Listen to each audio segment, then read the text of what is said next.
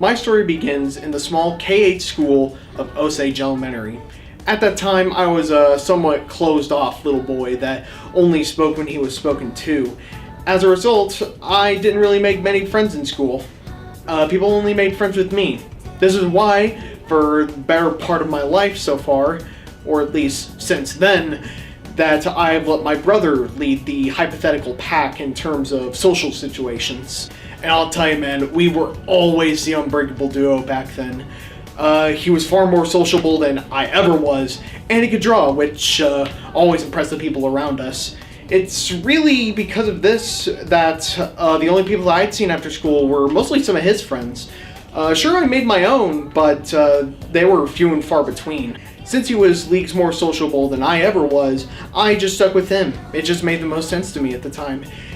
And to be fair, yeah, it did work for a while, but yeah, when it came time for my brother to graduate from Osage, I still had 2 years left. I thought life would go on as it would, but when 7th grade started, I noticed something was off about my day-to-day life.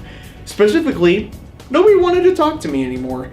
It was an incredibly bizarre feeling, and I can't really say that I'd felt anything like it before. With my brother gone to high school, my friends being pulled from Osage left and right, either because of bullying or just going on to different schools, my 7th grade year was rough. I'd lost contact with my friends, my grades plummeted, and for the first time ever, I felt alone. I really did. It was also around this time that my parents had told me and my siblings that my parents were getting a divorce. So, as a result, we had to move out of the house that I'd lived in for about 12 years.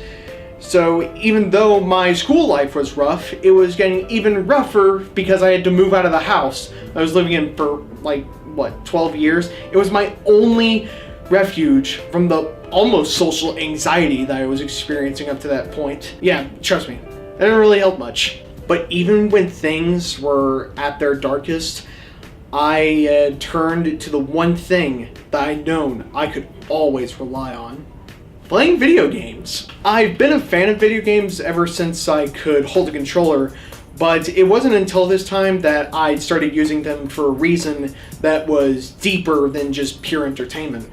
This time, it was about escapism and throwing away the pain and suffering of the real world for the safety and comfort of a digital world. I still vividly remember my dad exploding at my mom over her boyfriend at the time, and I, being the gamer that I was at the time, used Dragon Ball Raging Blast as a method to help drown out all the anger and negativity in my life. God, that day was a mess. I also used to play The Legend of Zelda Majora's Mask as a coping mechanism for when I was moving out of my old house. That game was great. I can't really say that Raging Blast is a good game now, but Majora's Mask, that game was awesome. It was the first game to really help me calm down and think about my actions during that dark period in my life. It's easily the basis for its own piece, but that's not the game that I want to talk about. The actual game that I want to talk about is way more interesting, trust me. Alright, and flash forward a few years later, and both mom and dad have new housing. I was finally graduating from Osage, and then people were assuming, oh, Jason's just gonna go ahead and go to Adair with his big brother. I mean, that's what he's always done, right? That was not the case. I decided, you know what? No, I have different plans. Trust me, I know what I'm doing with this. Due to a radical disagreement between me and my brother, we didn't really see eye to eye during this period. So, that was one reason that I didn't want to go to Adair. So we didn't really talk much during this period, which was another contributing factor, but something else was irking at me. Adair, it just didn't click for me. I don't know why.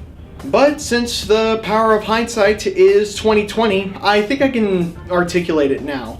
or at least I can attempt to. I remembered the way that people ditched me whenever my brother initially left Osage. Regardless of my own worth, people would only view me as, oh, he's that one cool guy's younger brother, and only as that one cool guy's younger brother. And I'd grown to hate this image with Fire that Burned with Fire of a Thousand Suns. I still hate this notion even. So instead of subjugating myself to that for another 4 years, I decided, you know what? I'm gonna go to Pryor. My journey through Pryor, however, was not going to be that simple. You see, the way Pryor's school system is set up, if you already aren't aware, is that Pryor has a bunch of elementary schools, and they all funnel whenever you go into the 7th grade, after finishing the 6th grade, obviously, is that they all funnel into one junior high that has 7th graders, 8th graders, and 9th graders. If I wanted to go to Pryor for high school, I'd have to spend 1 year at the junior high. While my decision was met with some expected resistance, I was ultimately allowed to go, which had me excited because that's where all my previous classmates were going. So why not go there, right? Little did I know that I was walking headlong into a completely different, albeit vaguely familiar, world that I'd known before. I had almost felt culture shock the first time I walked through those doors at the junior high. People of every class, ethnicity, walk of life, personality, they all stood right there in front of me, and it was daunting. The halls were no longer these narrow walkways where you could get from one end of the hall to another in just a few steps. They were now these vast open areas where you could run a full sprint and make a comfortable Jake break, not even reach halfway across the hallway.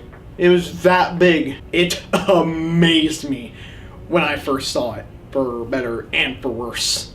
Everything, the people, the structure, everything, it was all so new to me. The halls were labyrinthian, the head count was overwhelming, and my introverted nature has not changed since Osage. Even if there were people that I recognized from Osage, they were so radically different from who they were before that they might as well just been new people that just so happened to look like people I know. With such a rapid intake of information, I didn't even know where to start. Because of the culture shock, I didn't even talk much during the first, quarter of my freshman year. Yeah, I was still a loner. That was still accounted for. On top of that, the initial adjustment period made it tiring to do basically anything outside of do what your teachers tell you. It's what you're supposed to do, sonny. And despite the fact that a lot of people actually were really friendly to me, I still felt like I was in the same spot as I was before. Just on my own, no friends to really speak of. There wasn't really anybody that I could say that I connected to on a deeper level than just acquaintanceship. And while my grades had finally started to look great, I found myself in actually, kind of a deeper social rut than I was before.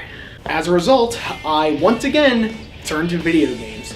This time, I decided to get a new game for my shiny, used PlayStation Vita.